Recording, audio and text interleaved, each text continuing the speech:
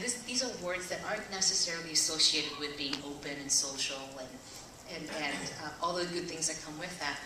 And that's, again, the idea that this is no longer a bright, shiny object. It's time to get a real plan against it, to be very, very directed in it. So one of the things I encourage you to do is that if you're trying to move forward with your initiatives and you're running into roadblocks, in many ways, think about the ways that you can associate these new initiatives with any sort of strategic goal that's really important to those executives who are standing in the way. What are they really concerned about? They're concerned about reaching potentially 5 different strategic goals this year. If you're not going to help them reach one of those goals, they're not going to pay attention to it. So make sure you align it with what they're trying to do and make sure it has an impact. So the second thing is understanding the upside. And this is about measurement. So how many times have you been asked, what's the ROI of name your favorite technology? It's infinite. And yet it's almost like asking some strange questions. And what's the real value is what they're asking. It's not, ROI is a very specific financial number that CFOs understand. So when business people throw that around, their stakeholders throw around, it's not necessarily what they're looking for. They're asking, what's the value? So I was showing this to somebody from Coke, and they have over 5 million fans on Facebook. What's the value of a fan? What's the value of one incremental fan that they work to get? And one of the things that Mike Donnelly was sharing with me was that they actually look at the value of fans differently, whether they came to them organically or if they came to them through an ad campaign. So they can push through an ad campaign offline on television and through the Facebook advertisements. They can get 1 million new fans instantaneously, just within a short amount of time. But the more valuable fan is somebody who comes to them, does a search, develops that fan relationship because they wanted to. And the way I also think about this, they may have 5 million fans, but there are 400 million people on Facebook. Probably half of them are Coke drinkers, so they have a lot more room to grow still. Well, here's another way of thinking about value. It's what's the value of a relationship? How do you value the fact that you're connected with each other, the fact that you can tweet back and forth to each other during the session?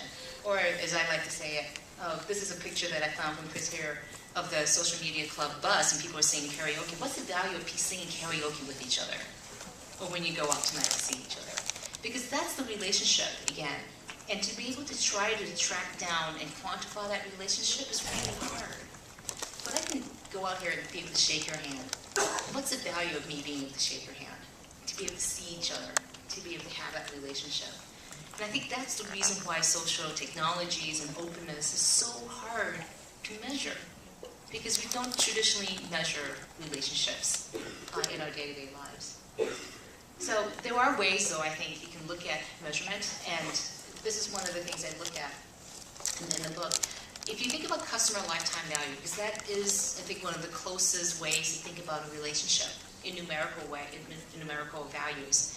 And it's something also that these executives who are very threatened by this understand. They've heard of customer lifetime value, they can understand the concept. So the traditional way of thinking about lifetime value is look at the amount of purchases over a lifetime, reduce it by the cost of acquisitions and also retention, you get the value. Like you saw those 4 goals that I mentioned before. What if you could have a dialogue with somebody and as a result get new customers from referrals? You can then see what % of them actually refer, of the people who refer and actually act on the offer, how many of them actually then purchase, and what's the value of those purchases. In the past, if you had a referral program, it was somewhat hard to track. Now you can track referrals infinitely.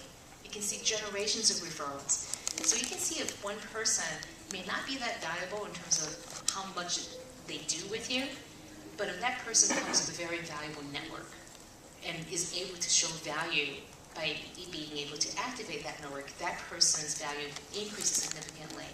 And therefore, it's worth going and finding more people like that.